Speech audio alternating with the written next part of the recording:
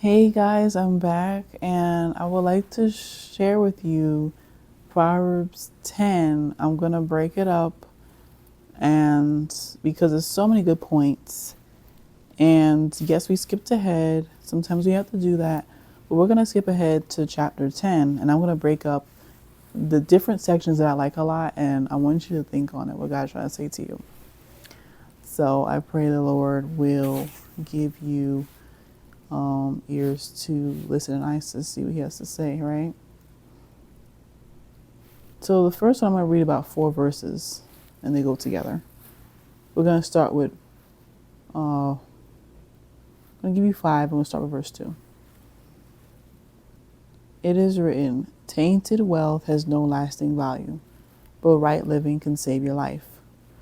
The Lord will not let the godly go hungry, but he refuses to satisfy the craving of the wicked.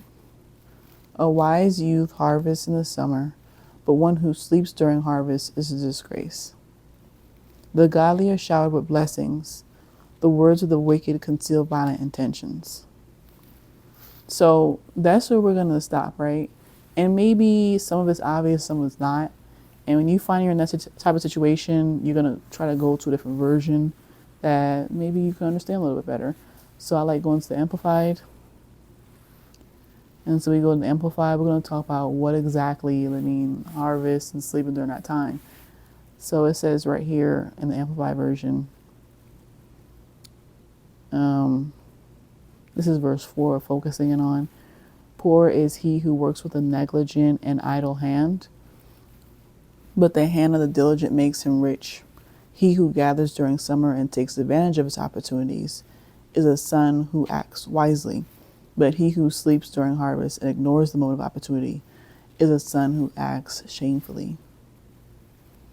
You know, it kind of reminds me of talking about going into the promised land. And I believe that some of you are already there. Congratulations, praise God. And maybe you've already been there and you didn't realize it. Here we are, right? But there's some opportunities. Maybe you didn't realize the opportunity. Maybe you did and you kind of left it alone. And there's been some things that have been presented to you that you could do, but for some reason you didn't do anything about it yet. You're not working on, dreams that died, okay, things that maybe you just don't believe that you can do. And I want to remind you that God is not going to give you something that he knows you're not going to be able to handle, A, and then B, that you won't be able to do. It doesn't make any sense.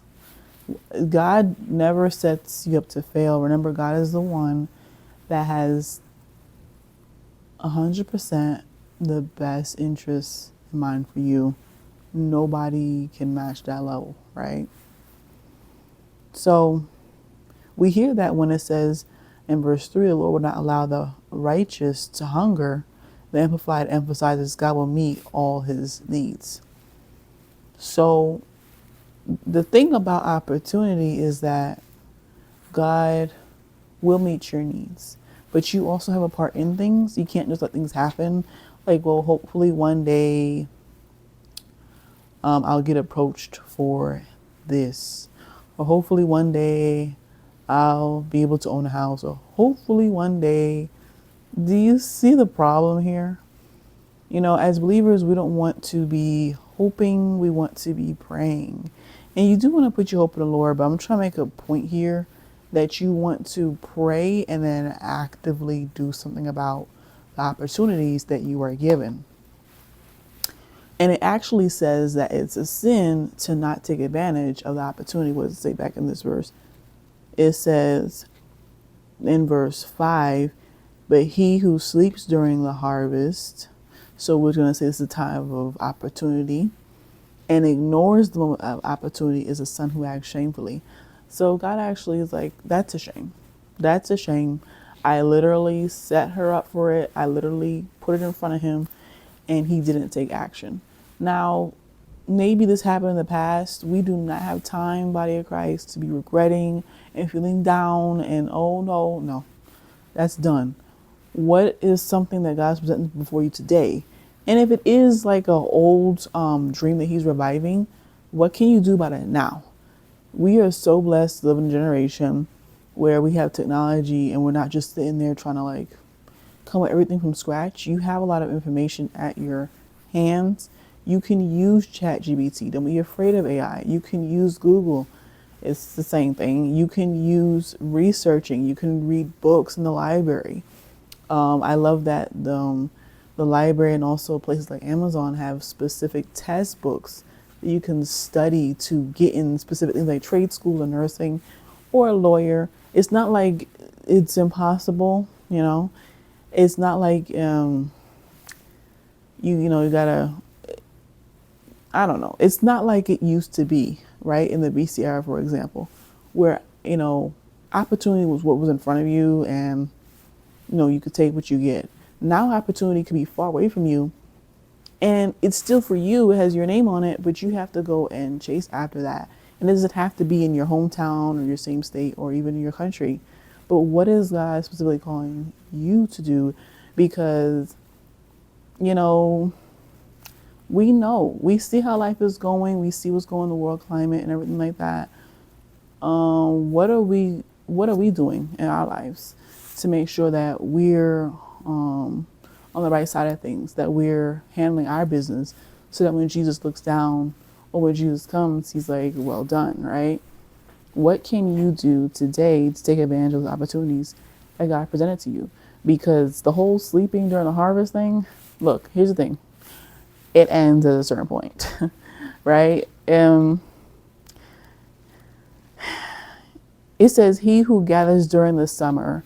So summer happens to be coming. I'm not saying you can only do great things in the summer, but it's saying he who gathers during summer and then takes advantage of his opportunities is a son who acts wisely.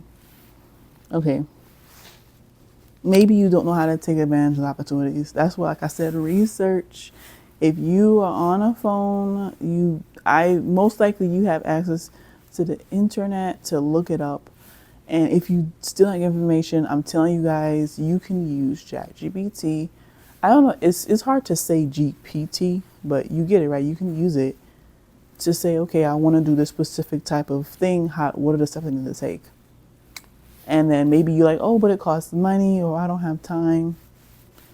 Yeah, what you don't have time for is time to waste any more time, right? We ourselves are on a time clock. The Lord wants to come back, but he's also looking to see that anybody like do my will. Am I going to find faithful servants? Or am I going to find people who kind of slept through it and they just was like, hey, I'm a Christian, that's good enough.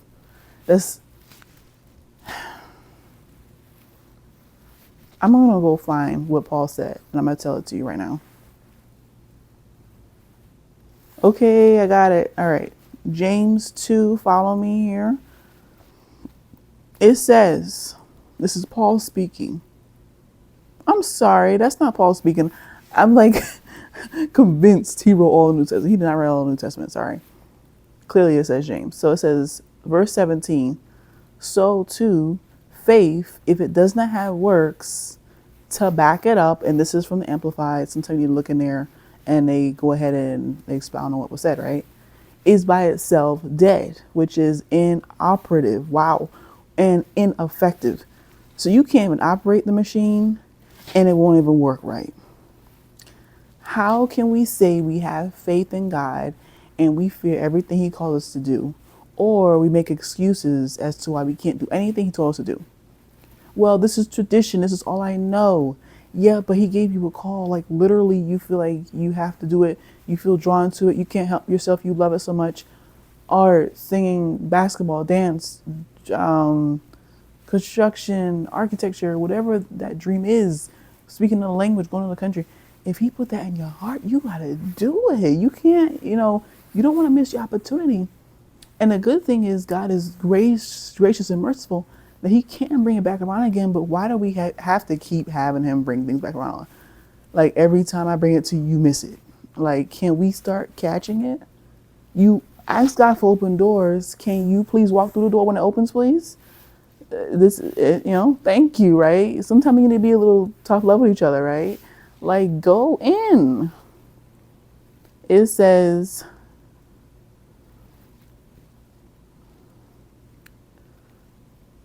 It says 20, verse 20, but are you willing to recognize, you foolish, spiritually sour person, that faith without good works is useless?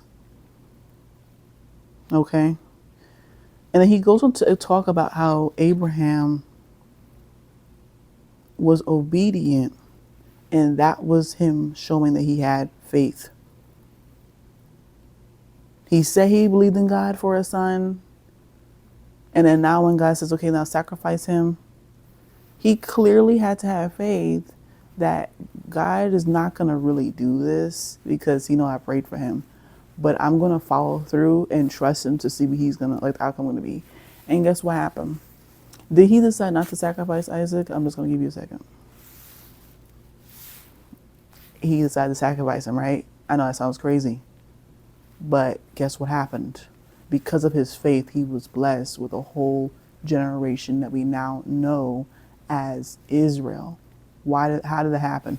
Well, he trusted God that, okay, sometimes God's going to test you and say, are you going to follow through with what I'm telling you, even though it kind of seems a little crazy or this doesn't make any sense? It may not make sense for you to live in America and somehow pop up in Japan one day.